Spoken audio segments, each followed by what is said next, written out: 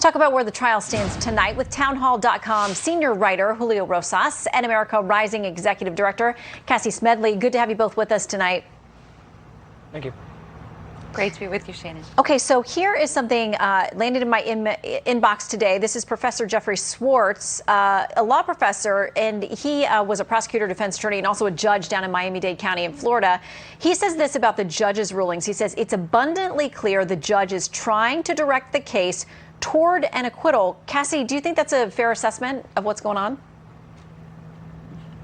Well, it's certainly not. I think this is your assessment when you know that things aren't really going your way. And what we've seen in this case is that when you get the full context here, you've got a lot of people chirping in who are just taking little sound bites here and there, but the full context, the jury will have the opportunity to hear as they are, and the case is being tried, and Kyle Rittenhouse is getting his due process. So Congressman Hakeem Jeffries is a Democrat, also the chair of the House Democrats, says this in a couple of tweets: lock up Kyle Rittenhouse and throw away the key. The same people who rabidly scream lock her up and worship insurrectionists at cult rallies now pretend to be defenders of due process and the rule of law. Get lost. Julio, you were actually in this situation, in this scenario. Can you tell us what you saw and whether you think it's being accurately reflected in what's proceeding now in the courthouse? And, you know, this congressman says it's an open and shut case. This guy should be convicted and in jail. What's your take? There's no excuse for any of that. I mean, forget the fact that the trial has completely laid out that what happened, Kyle Rittenhouse shot in self-defense and to only to the people who were actively attacking him. If anyone had any interest in actually finding out what happened that night in the weeks after it happened last year, there's all this video. I filmed some of it. Drew Hernandez, who testified today, he filmed some of it.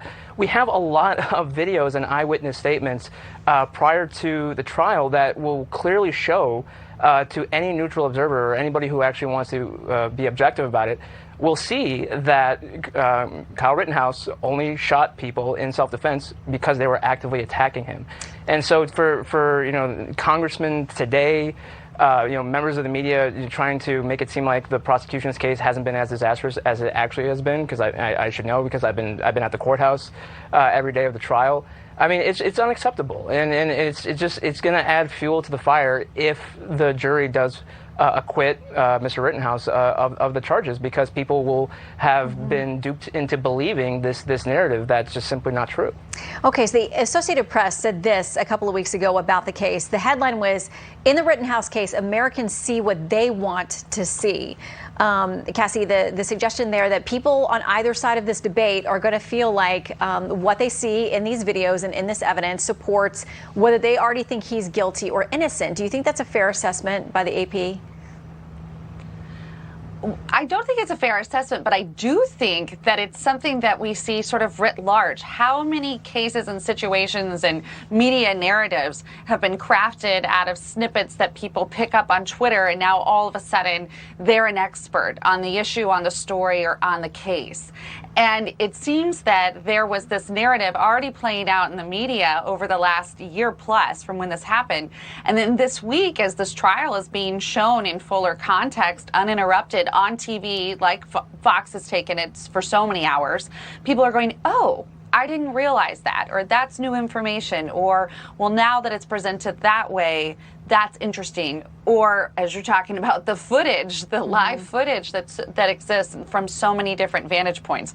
So again, that's why we have due process in this country. That happens in courtrooms, not in the court of public opinion, not on Twitter, certainly not on the MSM.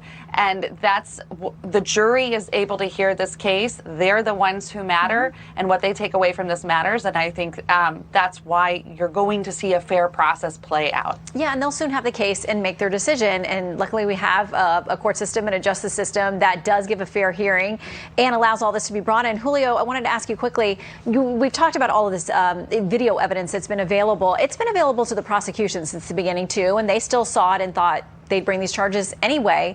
Based on that, they feel like they've got a case. How do you think this would be different for Kyle Rittenhouse if we didn't have all this video from all these different angles?